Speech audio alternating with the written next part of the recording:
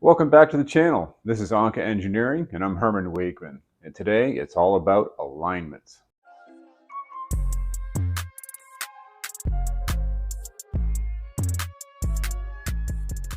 Yeah, welcome back to the channel. It has been a while, but today's video is going to be about alignments, specifically on a Jaguar F-Type.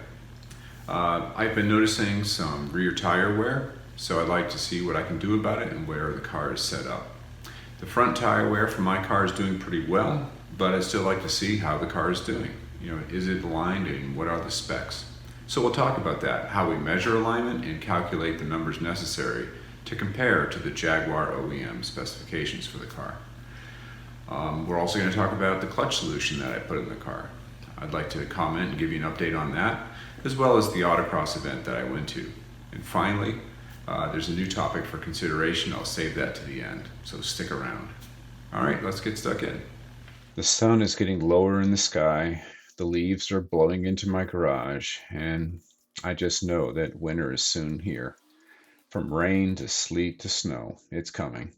So I figure it's a good time to check out the tires on my car and see what condition they're in, and if there's anything I can do about it. I do notice that my rear wheels were showing, or my tires were showing, the inner tread blocks were worn, both the left and right side. And I was noticing at the recent Autocross that my rear end was getting pretty slick and slippery. I think this is due to my all-season tires with the 540 tread wear rating and the fact that the rubber is worn down to almost no tread block. So it's time to dig in, see what the alignment says, see if I can fix anything before buying a new set of tires or making do with what I have. Let's get stuck in and do an alignment.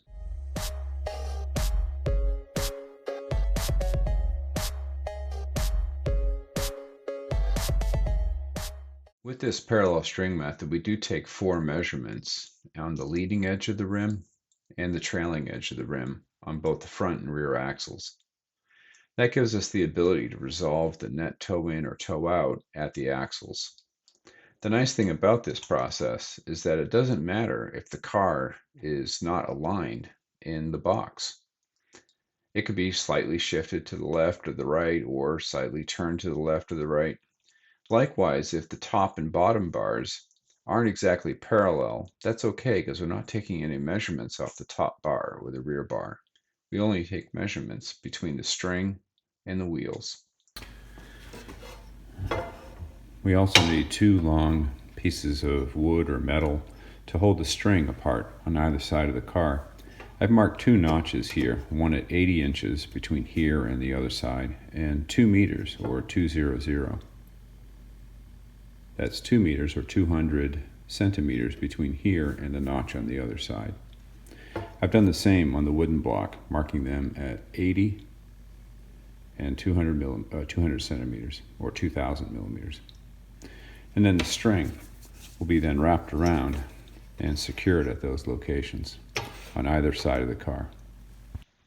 Here I've used some jack stands to support the top bar and the bottom bar on the front and rear of the car. I've also added some skunk stripes showing where the center of the bar is so that I could get it approximately aligned with the center of the car. Once you get the front and rear bars situated, it's a simple matter of just connecting the string between the front and rear, and then taking measurements relative to those strings to the tires.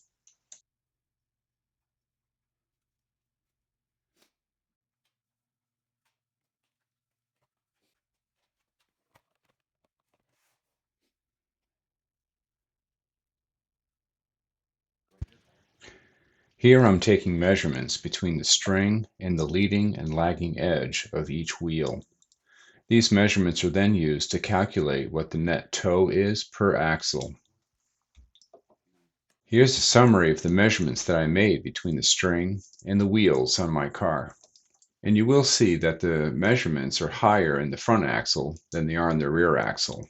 And that's due to the fact that the F-Type has about 70 millimeter wider track in the rear. One of the numbers in this table is highlighted in red, and that's because it didn't quite fit the pattern, and I thought, ouch, it looked different. And we'll talk more about that later. But these measurements then can be used to figure out the total toe in at the front axle or the rear axle by basically finding the difference between the leading edge and the rear edge of the wheel to the string. Now, if this calculation comes out to be a negative number, that means you're toe out. So the total toe-in angle measured in radians is approximately equal to the measured toe-in divided by the wheel diameter. And then you can convert to degrees by multiplying by 180 over pi. Here's a summary for the total toe results for the front and rear axles. The front axle landed right in the middle of the range that Jaguar recommended, while the rear axle showed significantly more toe-in than what was called for. Now, that's probably due to that funny reading that I recorded earlier, so I'm going to recheck just to make sure. I did want to note, though, that the Jaguar specifications differed between the left-hand drive and right-hand drive markets, which I thought was odd. But these are the numbers for the left-hand drive car that I have.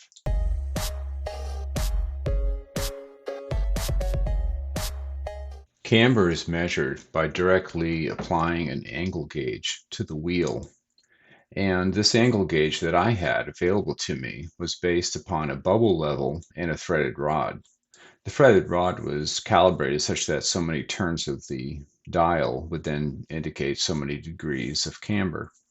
And it's probably easier just to buy an angle gauge from your local hardware store. I applied the gauge to all four tires, which are pointing straight ahead on a reasonably level floor, and the readings are shown here in the results.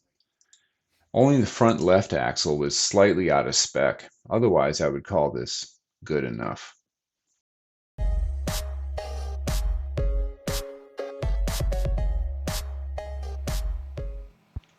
To measure caster, you actually just simply have to measure camber at more opportunities when the car is turning left and right by roughly 20 degrees. 20 degrees is chosen because it's a convenient place and it makes the math work out simpler. To do this, I decided to drive my Jaguar on top of some cardboard plates that had some 20-degree angle markings on it. The cardboard plates did have some grease applied between them so that they were fairly slippery and they could turn. To get 20 degrees, I found that it was pretty convenient if I simply turned the steering wheel 60% or 2/3 of a turn to the left and then 2/3 of a turn to the right. That pretty much aligned with plus or minus 20 degrees off of center. Here are the camber readings that I got on the front and left side of my car after turning left and right. These readings are then used to find the difference between them, multiplying by 1.5 to figure out the caster angle.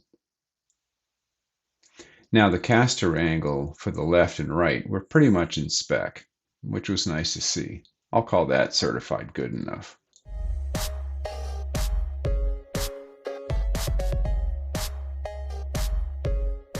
To start the alignment process on a Jaguar F-Type, you actually start in the rear, and you set the rear toe angle first.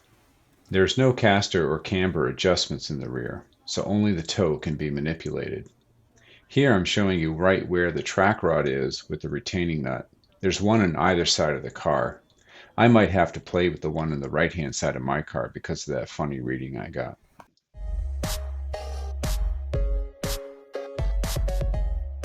All right, let's talk about the adjustment of the front suspension. And this is the front left corner of my Jaguar F-Type. And we're just going to take a quick look here. We first adjust the caster angle, make any adjustments to that. And you'll find that along the lower leading trailing arm or forward arm on the suspension. And you see a hole here at the top, and there's a hole at the bottom that gives you access to the non-concentric bolt head that adjusts the caster angle. So again, that's stuck up back there. All right. Now, the camber adjustment is second, and that's this head right here with a non-concentric washer on it. So as you turn that and orient it in different angles, it adjusts the lower suspension arm in and out so that you can get the camber just right. Now, both of these adjustments, the caster adjustment and the camber adjustment, both impact toe. Toe is the last thing to adjust, and that's here on the tie rod end. So toe adjustment in the front is made last.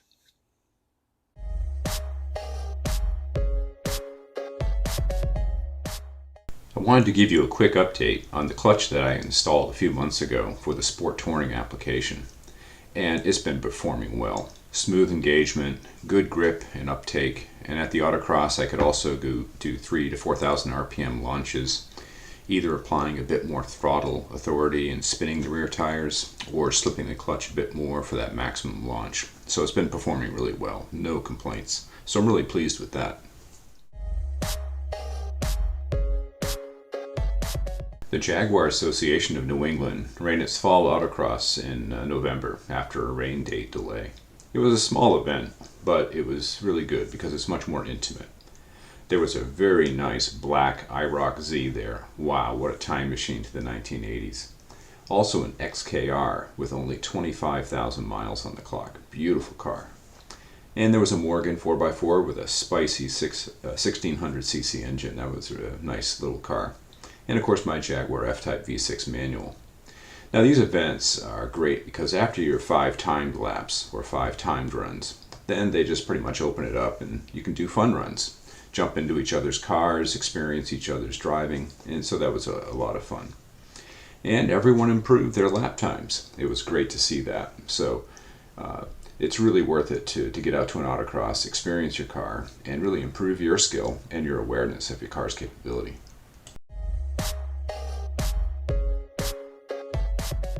I have another little surprise topic for you that I thought I would bring to this particular episode.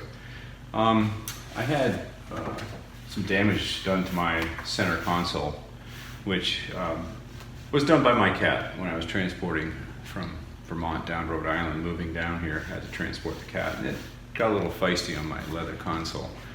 I thought I'd change the cover. Most importantly, these covers are hard to find, particularly for the manual cars, because they have a special shape. Unlike the automatic transmission cars, which are more plentiful, and they have a much more bulbous shape. And that's important for doing the shifting and keeping your elbow in the space. So I got a new one off the web, but I couldn't just buy a leather cover. I had to buy the whole damn shooting match. People call this center console whatever, but it's actually a telematic speaker. How about that? Didn't see that one coming, did you? It weighs about 3.5 to 4 pounds, and all it does is it open and close the CD case. It has a cigarette lighter and some electrical connectors. Of course, the cup holders. This thing is heavy as all get out. I did find the telematic speaker here on the bottom. I'm not exactly sure what that little 2-inch speaker does, or maybe it talks to you. It tells you where to go when you're using Jaguar Maps or something. Anyway, it just got to me. How many other items in the car weigh far too much? What would a lightweight Jaguar F-Type look like? What would it feel like? Can it be 200 kilograms? 400 pounds lighter? 600 pounds lighter than a stock one? I think that's possible. I might look that up on the forums, see if anyone else has thought about a lightweight F-Type. Well, that concludes today's video about aligning your Jaguar F-Type. I hope you can check your tires, see what they're telling you, and prepare your car for whatever weather is in your neck of the woods. And remember, my friends, drive well.